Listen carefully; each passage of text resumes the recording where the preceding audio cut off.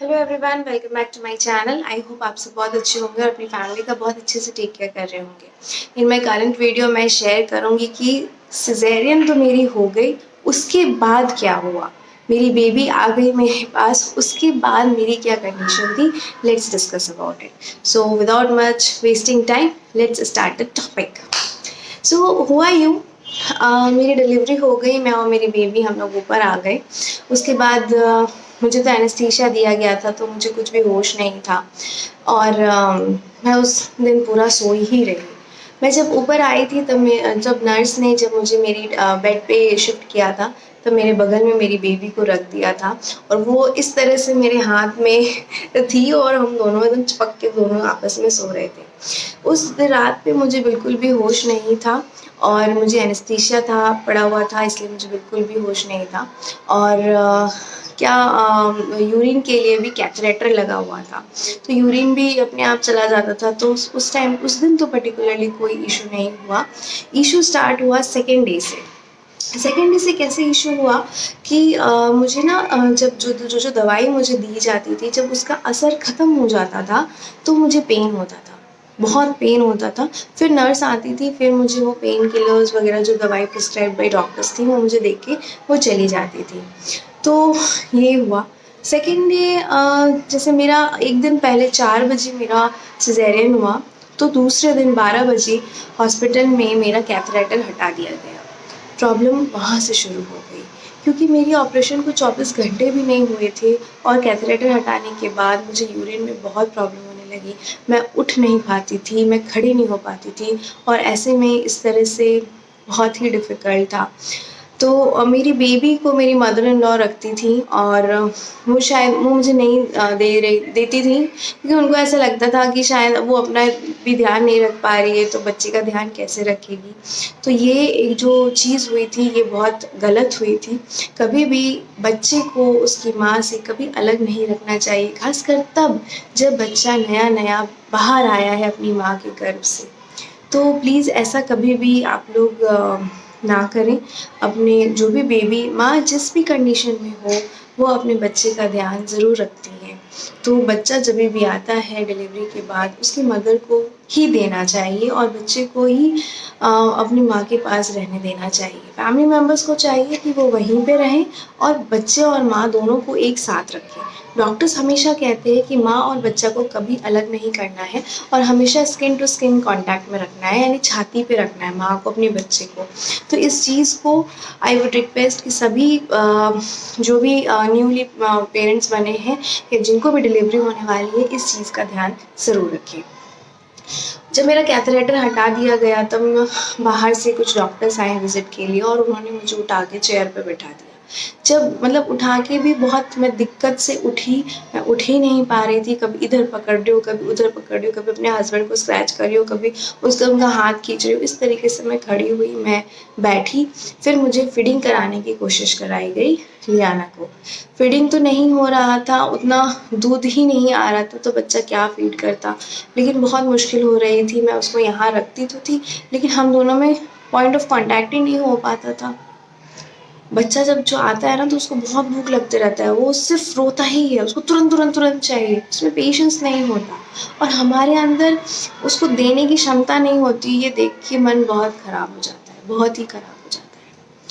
मुझे चेयर पे बैठा दिया गया। फिर मैं बेबी को दूध नहीं पिला पा रही थी। उसके बाद वो बोले कि आपको करना ही पड़ेगा। फिर वहाँ से वो पीडियाट्रिशियन चले गए। फिर मैं उस चेयर पे जो उन्होंने मुझे बैठाया था, मैं करीब 1.5 घंटा उस चेयर पे बैठी रही, क्योंकि मैं उठ ही नहीं पा रही थी। बहुत मुश्किल से अपने हस्बैंड और नर्स की हेल्प से मैं किसी तरह खड़ी हुई और फिर मैं जाके लेटी। तो उस टाइम में जो मूवमेंट होता है ना, वो बिल्कुल भी नहीं हो पाता। आप कुछ खाओगे, आपको नीचे में दर्द होगा, क्योंकि स्टिचेज़ होती हैं, आपको दर्द होगा। आप हँसोगे तो आपको दर्द होगा। आप सूसू के लिए या टॉयलेट के लिए जाओगे, आप वहाँ पे आधा घंटा 1 घंटा तक बैठे रहोगे, वो निकलेगा ही नहीं। आप प्रेशर भी नहीं दे सकते, बिकॉज़ आप इतने मतलब वीक हो चुके होते हो, आप इतने दर्द में होते हो कि आप नहीं कर सकते हो। तो ये सारी चीज़ें रहती हैं। तीसरे दिन जा कर के मैं थोड़ी ठीक हुई, मैं थोड़ा वॉक करने लगी, मैं लियाना को अपने पास रखने लगी। लियाना को अपने पास रखने के लिए ही उस चीज़ से मैं खड़ी हुई कि नहीं, मुझे खड़े होना है और मुझे अपनी बच्ची को अपने पास रखना है। इस फीलिंग के साथ, इस मोटिवेशन के साथ मैं खड़ी हुई, गिरते पड़ते हुए मैं खड़ी हुई, मैं उसको गोद में लेती थी, अपने पास रखती थी, घुमाती थी, फिराती थी। इन सब चीज़ों में मेरी मम्मी ने मुझे बहुत ही हेल्प किया, वो मुझे सँभालती थी, पकड़ती थी, सब करती थी। मेरे हस्बैंड ने भी काफ़ी हेल्प किया। ऑब्वियसली इस टाइम पे हस्बैंड जो होते हैं वही सब कुछ होते हैं, वो आपको ही पूरा कंप्लीट उठाना, बैठाना, क्योंकि आप खुद से नहीं कर सकते, यू आर कंप्लीटली डिपेंड। तो हस्बैंड बहुत मेजर रोल प्ले करते हैं, इसी में नहीं एंटायर लाइफ में बहुत मेजर रोल प्ले करते हैं।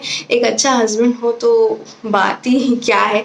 तो मेरे हस्बैंड ने मुझे बहुत हेल्प किया था, तो उठने बैठने हर चीज़ में, मेरे पूरा खाना का ध्यान रखना। इनफैक्ट मैं वॉशरूम में जाती थी तो वो बाहर खड़े रहते थे कि तुम्हें क्या चाहिए, क्या नहीं चाहिए, हर चीज़ में। इनफैक्ट लियाना को भी खाना खिलाना, उसका पॉटी क्लीन करना, उसका कपड़ा चेंज करना, सब चीज़ें वही किया करते थे।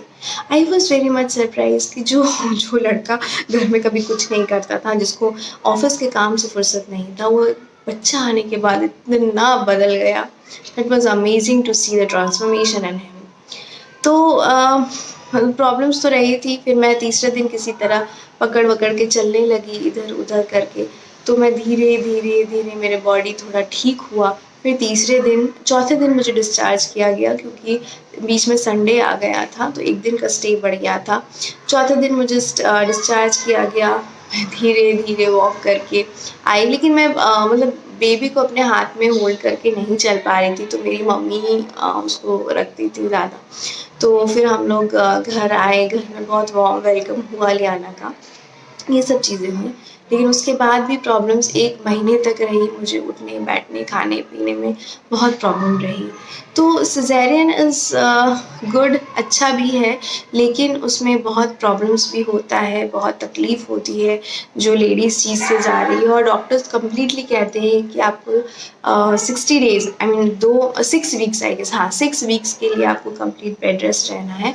बेड रेस्ट रहना बहुत ज़रूरी होता है। मैं बेड रेस्ट नहीं रहती थी तो मेरा पैर फूल जाता था, तो ये सब चीज़ें आपको नहीं करनी है, आपको बहुत ध्यान अपना रखना है और बहुत अच्छे से सोच समझ के बहुत हिम्मत से आगे बढ़ना है, क्योंकि 1 महीना आपके लिए बहुत डिफ़िकल्ट रहेगा। आप खुद उठ नहीं सकते, बैठ नहीं सकते, बहुत चीज़ें रहती हैं, but you have to take care of yourself. अपनी बेबी को अपने पास हमेशा रखिए, उसे देख के ही आपको एनकरेजमेंट होगी, हिम्मत आएगा। हालाँकि पूरे परिवार की ज़रूरत पड़ती है इस चीज़ पे, उनके सपोर्ट के बिना तो नहीं हो पाता है। इसीलिए सबको एक-दूसरे का ध्यान रखना है, एक-दूसरे को सपोर्ट करना है। और जो मैटरनिटी के बाद, आई मीन डिलीवरी के बाद, तो जो मदर होती हैं उनका खाने-पीने का ख़ास ध्यान रखना है। अगर वो ठीक से खाएँगी नहीं तो प्रॉपर फीडिंग नहीं होगा, प्रॉपर दूध नहीं बनेगा, बच्चा दूध नहीं पी पाएगा। इसीलिए खाना-पीना भी अच्छा होना चाहिए। तो आई होप आपको ये वीडियो अच्छा लगा हो, इन्फॉर्मेटिव लगा हो। मैं अपने नेक्स्ट वीडियोज़ में बताऊँगी कि मैंने क्या-क्या खाया था और कैसे मैं आगे बढ़ी थी। तो do like, share and subscribe my videos. और कुछ भी आपकी कमेंट हो, क्वेरी हो, do let me know via commenting on my inbox और sorry comment box. Till then अपना ध्यान रखिए और खुश रहिए।